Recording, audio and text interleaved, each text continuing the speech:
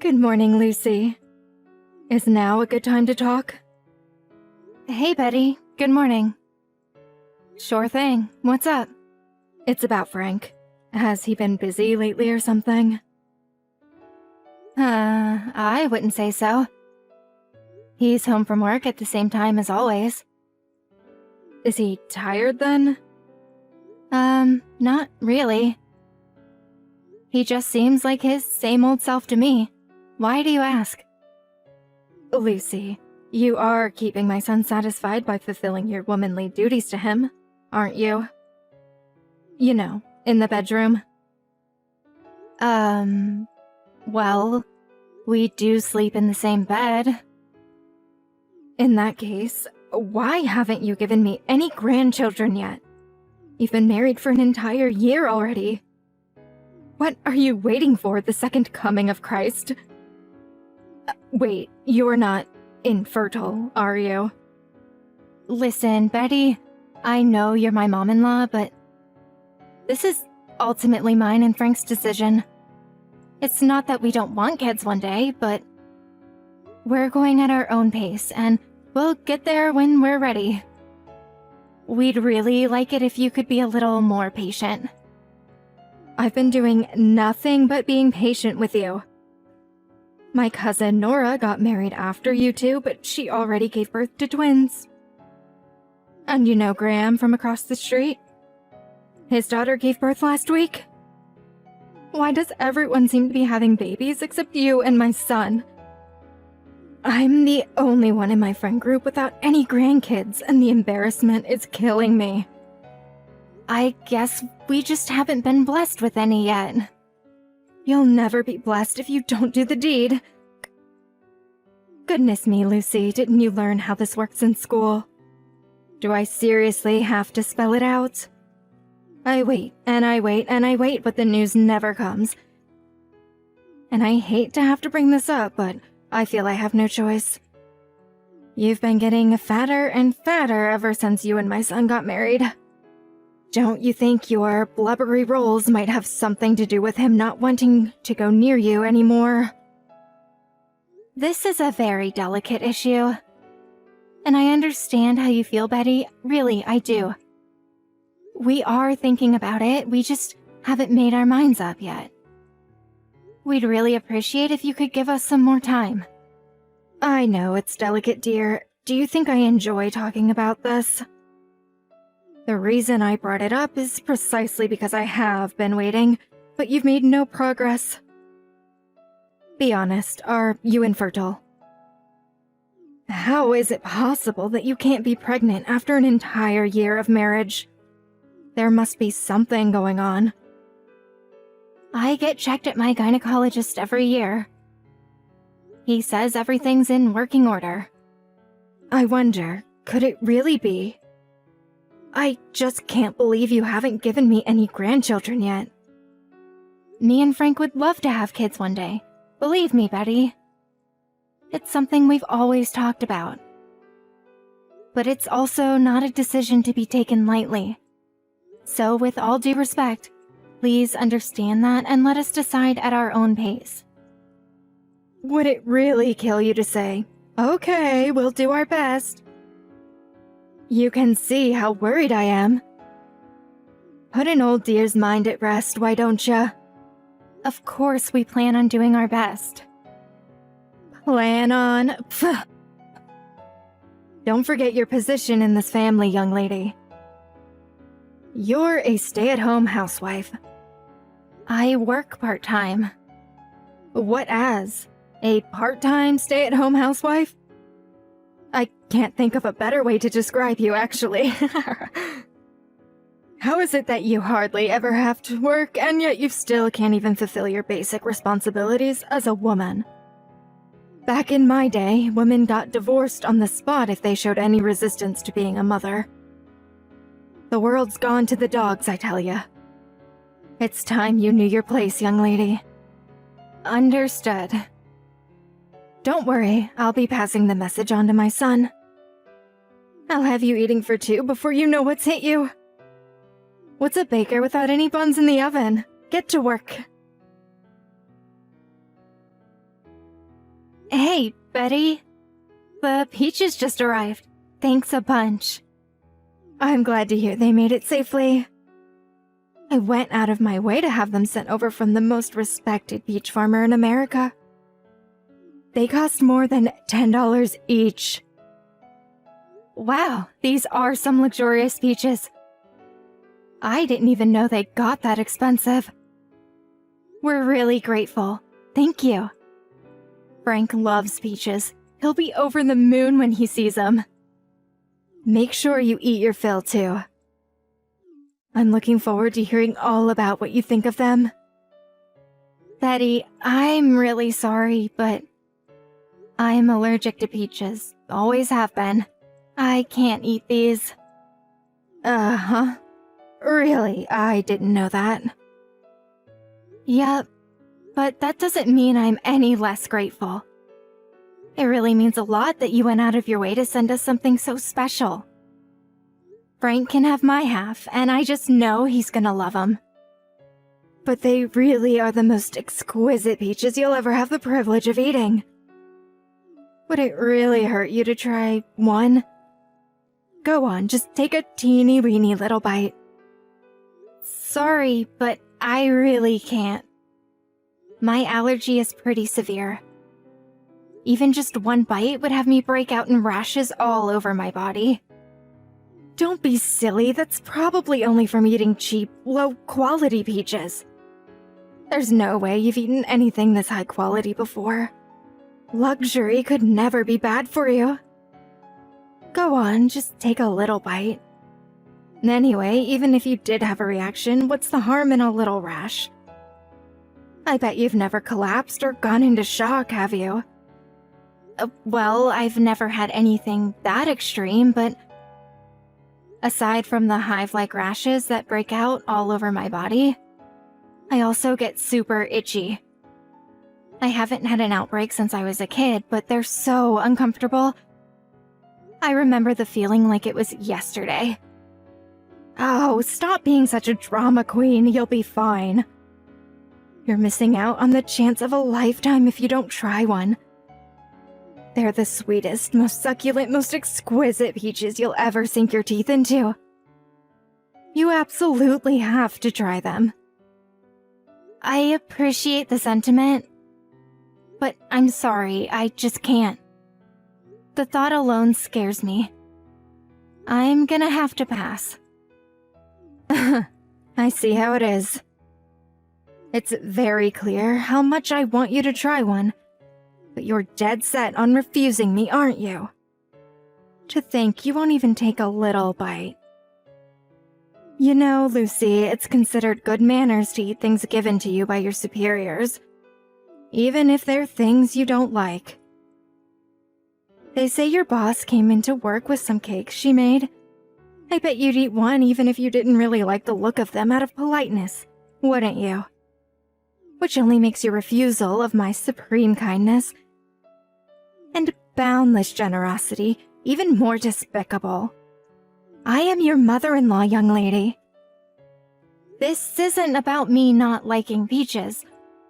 It's about me being severely allergic and coming out in whole body rashes when I eat them. That said, no, I wouldn't. I'm not gonna eat something I don't want to eat just because the person who gave me it happens to be above me on the social ladder, professionally or otherwise. You have an answer for everything, don't you? You think you're so clever. Is defying me a hobby of yours? Are you going out of your way to annoy me as much as possible? No, I'm really not. Oh, and that's not all. I have a bone to pick with you, young lady. My son told me off for what I said to you about getting pregnant. He told me I had no right to say any of that to you. I bet you were straight off filling his head with lies, painting me as some domineering authoritarian. All I was doing was trying to provide some gentle encouragement because you two are clearly not capable of delivering the goods yourselves. I just told him what you said to me. You didn't have to go and do that. The idea was that you were supposed to do what needed to be done to get his juices flowing so he'd be in the mood to make babies, you simpleton. Why did my son have to marry the most thick-headed woman on the planet? You should know that all of our relatives will be at my uncle's wake next week. The thought of inviting such a tactless dullard to such an important family event is so terrifying it keeps me awake at night. I keep having these premonitions where you put your foot in the most awkward, embarrassing way and make me look like a fool in front of the whole family. Don't worry, I'll be careful not to cause you any problems. Ugh. I hope that's true. Forget it, I'm wasting my breath. It's obvious by now that everything I say to you goes in one ear and straight out the other. Just see to it that you don't do anything that affects my stellar reputation in this family. Or there'll be hell to pay. Lucy, what's going on? Why would you go home all of a sudden when my mom's in such a bad way? Because your mom collapsed. What kind of reason is that? Wait, is this because she said all those things to you recently? Look, I guess she can come across as too direct and lack delicacy sometimes. But surely you can see how going home when everyone's running around in a panic trying to get her help is crossing the line? Are you at the hospital now? Yeah, she's receiving treatment as we speak. They still don't know what caused it, though. It was all her fault. Huh? What?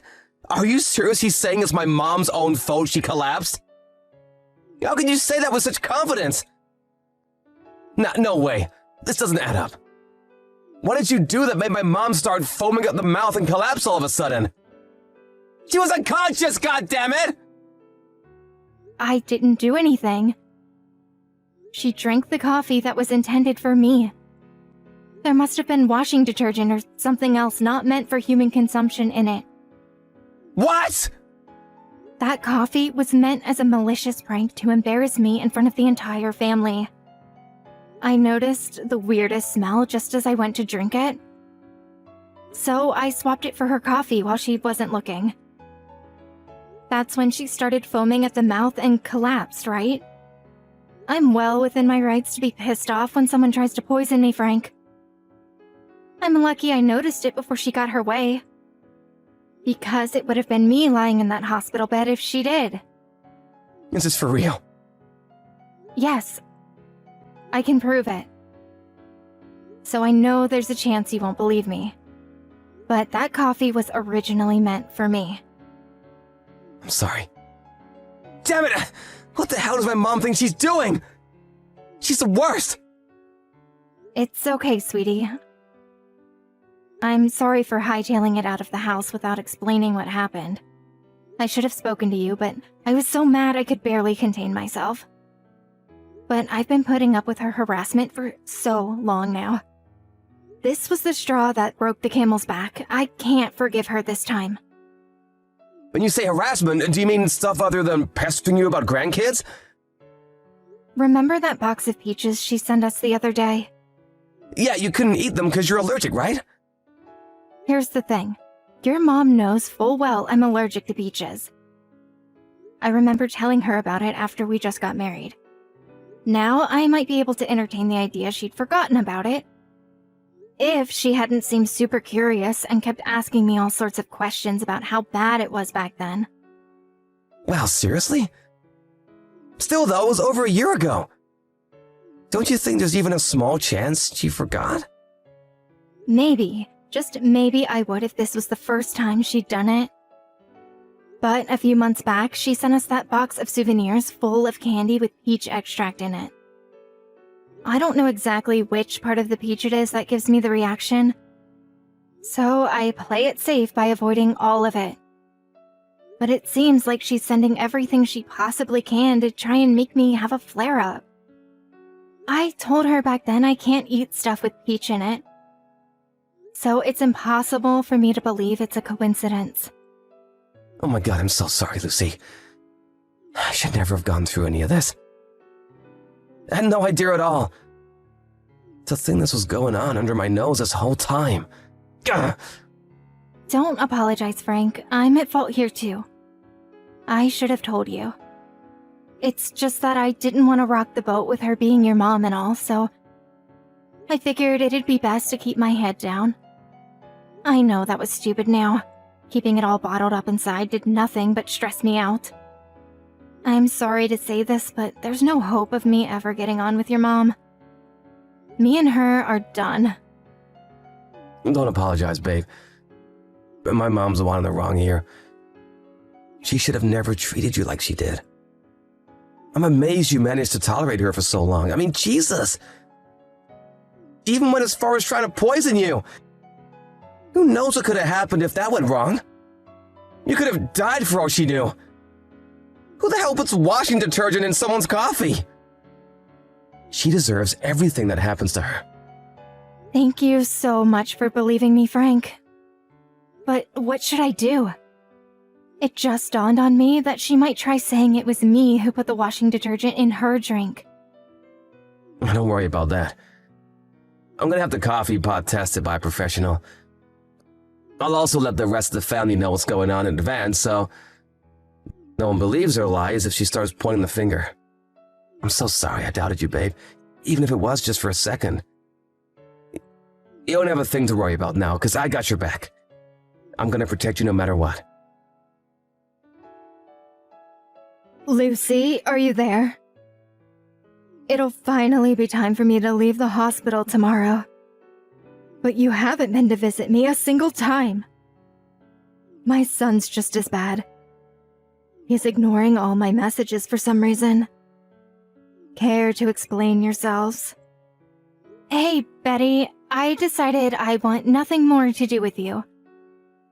Frank feels the same way. That's why I need you to refrain from messaging me like this from now on. Thanks. Uh-huh. What are you talking about? You really are a floundering disappointment of a daughter-in-law. How can you both be so cold towards me at a time like this? I'm weak enough as it is without my own family turning against me. Where's my sympathy? Sympathy for what? It's your fault you collapsed in the first place. What on earth could possibly make you say that? I've never heard anything so ridiculous. The doctors told me why I collapsed. They said it was because there was a foreign substance in my coffee. So please think before you open your mouth, darling. You'll only keep embarrassing yourself if you don't. I'll never be able to acknowledge you as my son's wife if you keep acting like such a moron. I tell you what, why don't you just do us all a favor and divorce him right now? Give it a break, Mom! Uh-huh. It's Frank. I'm with Lucy. I saw all your messages. Frank, why haven't you been replying to me lately?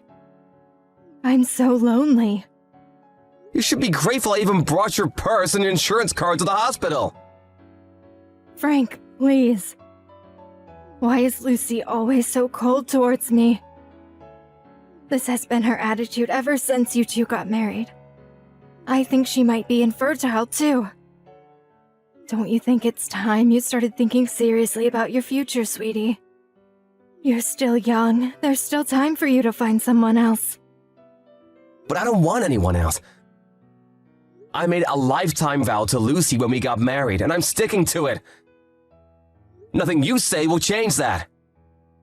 Good grief. Why won't you use some sense, boy? Where's the sense? Go on, I'm listening. Where's the sense in trying to poison my wife with washing detergent? Excuse me? The doctors told you they found a foreign substance in your body, right? Yes. I had the contents of the coffee pot sent off to a lab. The results came in, and I have a list of the chemicals I found inside it.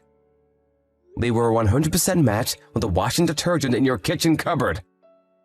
You were the one who poured everyone's coffee, right? I know you tried to make Lucy drink it.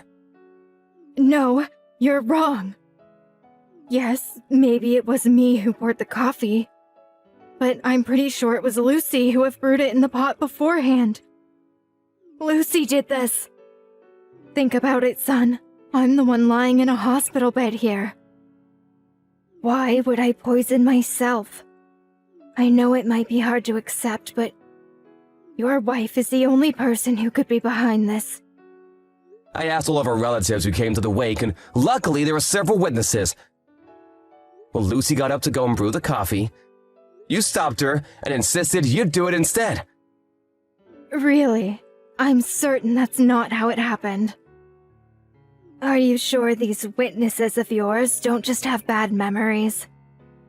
You kept forcing Lucy to do chores that day, didn't you? She was visibly exhausted, but you just demanded more of her. One of our relatives felt bad for her and offered to help. But you told him to sit down and relax because Lucy would be taking care of everything around the house for the day. That's why they thought it was weird when you made an exception to go out of your way to stop her brewing the coffee and insisted on doing it yourself. You should know that there were several witnesses. Even if, for argument's sake, all that were true, why would I poison myself by drinking my own washing detergent-laced coffee? I collapsed while foaming at the mouth, for crying out loud. That's because Lucy noticed you're up to something and swapped your cups while you weren't looking. She did what? Still, she wouldn't have guessed in a million years you're trying to poison her with freaking washing detergent. No matter how you look at it, this is 100% your fault, and you got what you deserved. I don't think you need me to tell you how dangerous what you did was after you collapsed and got put in hospital. But you don't know how Lucy would have reacted to that stuff. You could have killed my wife for all you knew. We'll be well within our rights to report you to the cops. Frank, please hold on a second. Hear me out, okay? I only wanted to give her a little fright, that was all. You finally admitted then. I'm sorry. That's not me you should be apologizing to. Besides, no amount of apologizing will take back what you did. We'll never forgive you for as long as we live. Please, darling, I said I'm sorry. I never thought it would turn into such a big drama. What else was I supposed to do? That girl never listens to a word I say. I was just trying to instill some discipline in her is all. Just be quiet. There's no excuse for what you did. You disgust me. I never want to see you again. I'm grateful for you raising me, but you need to leave us alone from now on. You can keep my inheritance. I don't want it. Frank, please wait. I'm begging you, please forgive me. I'm so sorry. I was full of regret over what I did when I woke up in this hospital bed. Frank's driving now. He can't reply anymore. Lucy? Driving? Are you outside? Yep, we just went to collect the results on the coffee pot contents from the lab. Do you think maybe there's a chance you could come and see me at the hospital on your way back? I want to apologize to you in person. Please stop saying you never want to see me again. You have no idea how much it hurts. We wouldn't come to the hospital if you paid us. Lucy, please. I'm so sorry. I mean it. I've never been this sorry about anything in my life. I've always known you don't like me. You did nothing but send us food you know I can't eat ever since we got married. You say the nastiest, most hurtful things to me when Frank's not around. Anyone else would have probably ended the relationship then and there. But for some reason, I thought it was possible for us to get along somehow. And I thought that if I just stuck at it, things would work out in the end. My Frank's been spending all his time with you ever since you got married. You stole my son away from me. I've been so lonely. The only reason I urged you to have children so passionately was because being surrounded by so many happy families made me feel so acutely aware of how the clock's always ticking. and I didn't want you to wait until it was too late. But I realize that was wrong now. I'll never overstep my bounds again. I'll acknowledge you as my daughter-in-law. I'd rather you didn't. We're breaking off all ties with you. No, please. Don't even say things like that. I'm so sorry. If you were really sorry, you wouldn't be pestering us to come and visit you in the hospital. The only reason you were being so cocky was because you had no idea we knew about your little washing detergent stunt.